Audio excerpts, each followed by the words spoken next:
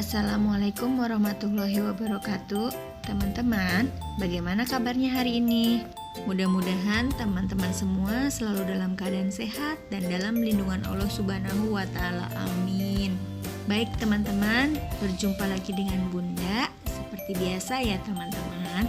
Hari ini pembahasan kita masih di tema 4, subtema 2, tentang gangguan kesehatan pada organ peredaran darah manusia. Sebelum kita lanjut ke pembahasan, mari kita bersama-sama membaca basmalah. Bismillahirrahmanirrahim. Teman-teman, sekarang kita lanjut ke materi ya. Materi hari ini yaitu gangguan peredaran darah. Darah diibaratkan sebagai air di sungai. Ia mengalirkan berbagai kebutuhan nutrisi makanan dan mineral yang diperlukan oleh tubuh. Darah juga berfungsi untuk menjaga daya tahan tubuh serta mengoptimalkan fungsi otak. Ada beberapa penyakit akibat gangguan pada organ peredaran darah, di antaranya yaitu yang pertama, hipertensi. Hipertensi disebut juga darah tinggi. Hipertensi adalah suatu keadaan ketika kondisi tekanan darah yang mengalir pada pembuluh darah melebihi batas normal. Dikatakan hipertensi jika tekanan darah melebihi 140/90 mmHg. Tekanan darah yang tinggi bisa menyebabkan serangan jantung dan stroke. Yang kedua, hipotensi. Hipotensi merupakan kebalikan dari hipertensi. Dikatakan hipotensi jika tekanan darah di bawah 90/60 mmHg. Tekanan darah yang rendah bisa menyebabkan pusing, lemas, hingga pingsan. Ketiga, kanker darah atau bisa disebut juga dengan leukemia. Leukemia termasuk penyakit kanker yang menyerang sel darah putih.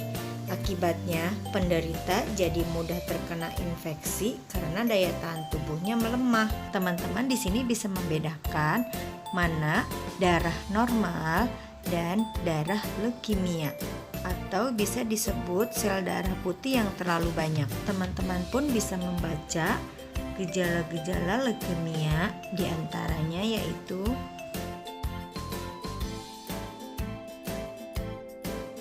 keempat, jantung koroner. Jantung koroner adalah gangguan fungsi jantung akibat otot jantung kekurangan darah karena penyumbatan atau penyempitan pada pembuluh darah sehingga peredaran darah terganggu yang mengakibatkan kerusakan lapisan dinding pembuluh darah. Kelima, gagal jantung. Gagal jantung terjadi saat otot jantung tidak memompa darah dengan normal dikarenakan penyempitan arteri di jantung. Penyakit arteri yang disebut dengan koroner atau tekanan darah tinggi yang secara bertahap membuat jantung menjadi lemah atau kaku untuk mengisi dan memompa dengan baik. Bahayanya, gagal jantung bisa berlangsung terus-menerus, kronis, atau memungkinkan terjadi tiba-tiba. Salah satu cara untuk mencegah gagal jantung adalah mengendalikan kondisi yang menyebabkan gagal jantung. Contohnya perubahan gaya hidup seperti berolahraga, mengurangi garam dalam makanan, tidak stres, dan menurunkan berat badan. Dan yang terakhir adalah anemia. Anemia adalah suatu keadaan ketika seseorang mengalami kekurangan darah, sehingga darah yang mengalir di pembuluh darah mengalami defisit dan penyebab tidak optimalnya peredaran darah ke bagian-bagian tubuh dan organ tubuh tertentu. Anemia disebabkan oleh faktor genetik dan kekurangan zat-zat penting bagi tubuh. Gejala umum anemia yaitu pucat pada kelopak mata, mual, denyut jantung tidak beraturan, keletihan berlebihan, sakit kepala, rambut rontok. Itulah beberapa gangguan peredaran darah.